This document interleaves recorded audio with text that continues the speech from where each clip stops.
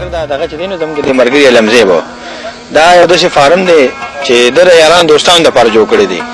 خو موږ هم دا غواړو چې لکه دا پروموټ شي او ډېر خلک چې دی لکه په خپل علاقه کې هم دا اختر مناول شي که چا وغوښتله نو موږ د ډاکټر هم ډېر دغه کوو شکریه ادا کوو او بیا دا پروګرام چې نو خاص کر زمونږ د دوبۍ چې کوم ملګری سجاد مومن دا غره فارق کړی دی د اختر د عید ملن پارټي ځکه چې هغه ډېر ملمدو سړی دی په دوبۍ کې هغه د ټول ملمستیا کوي څومره خلک چې زه زما په خپل وخت ډېر کړی دی یو گاډي بوزا یو کوزو بل خېجوا یو کوزو بل خېجوا نو دلته جراشي نو داغه ملمستیا په موږ باندې فرض ده او دا زموږ خپل ځای دی او مونږ دا کوشش کوو چې مونږ اوس دا کوشش کوو کړی د سجاد سره چې مونږ ټوریزم پروموټ کوو. السلام علیکم. وعلیکم السلام. سجاد صاحب اختر خو تاسو ډېر تیری کړی دي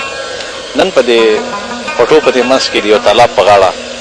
د خپل اختر د خپلو یارانو دوستانو سره څومره خوندور دی؟ نو اول خدا چې زه چونکې بعد دوبۍ کې یم نو هلته کې موږ سره اختر لمونځ چې وکړو عیدګاه ته لاړ شو نو عیدګاه کې خو بیا داسې لمونځ سوینه خپل ملګري وو مبارکیانې خو له اختر هغه مزه نه وي ځکه چې کله د اختر میاشت ولیدل شي نو بس هلته کې یو قسمه سړی سم په مسافرۍ کې او بیا هغه د اختر بل چې پاکستان کې کوم دی دلته زه اکثر اختر لغازم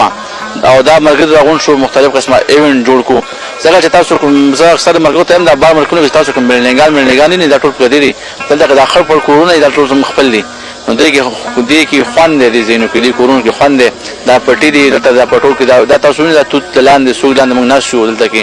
او د دې ژوند خوندونه اخلو دا زموږ علاقې ډېر ښایسته علاقې دي او ډېر ذخیره علاقې دي ډاکټر علم صاحب زموږ ډېر خوږ ملګری دی او دا کړه هغه ته زه همیشه چې کلم دوبۍ نه راغلی ما نو هغه دا مختلف مرګري زما راغون کې دلته کې نه او کارم په خپلو کې جال راولي کبان غونی سی بیا دلته صفا کې دلته پاخه کې او تاسو دا سوینه د علمزه بای د چمنګ راغلی یو 2 غنټې کم از کم شولې هغه ناشوي نه ده بلکې مسلسل لګي کله یو مرګ له ذکر بل له ذکر شپم لګي او د ملګرو د زړه خیال هم ساتي کتونکو خو بساسو د حجري